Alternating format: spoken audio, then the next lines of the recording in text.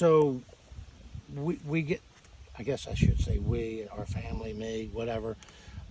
I get a lot of phone calls now. I'm from being on the show and all, but then friends of mine that they know that we're producers in the area, so they'll ask me questions that I probably would have never gotten before.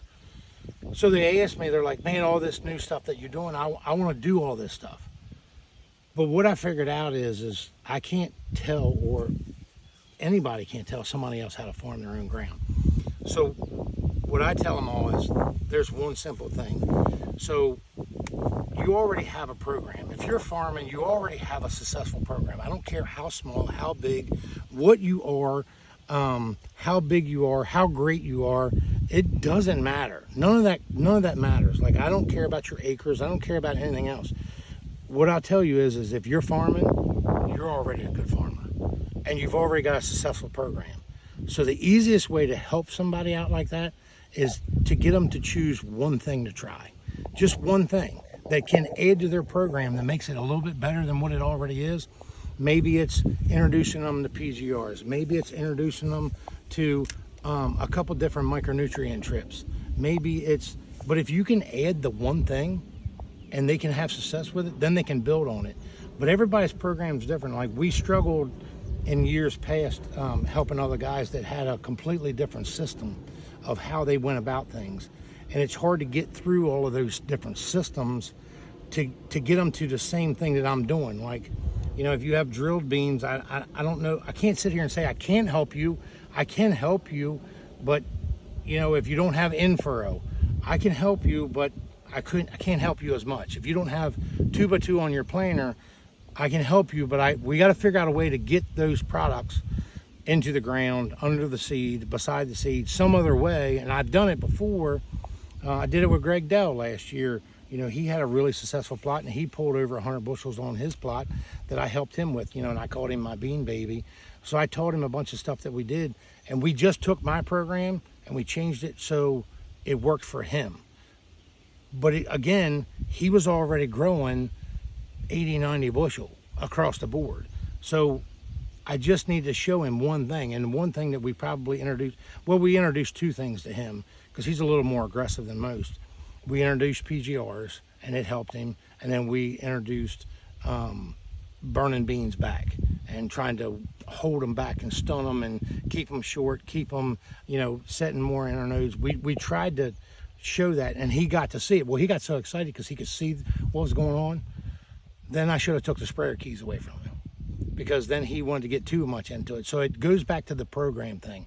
You want to talk about a program, I'll tell you a scenario. So I got wrapped up into what we do on the Podfather show and all the different guys and all the different things that they're doing.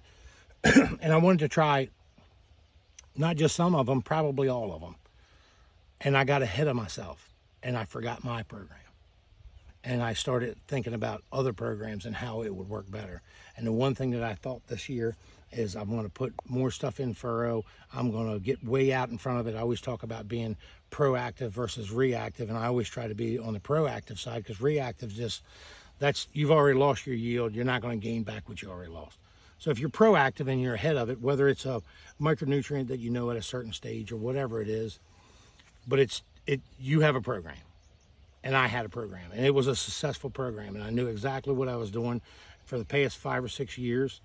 I haven't had stand issues. I haven't had disease pressure.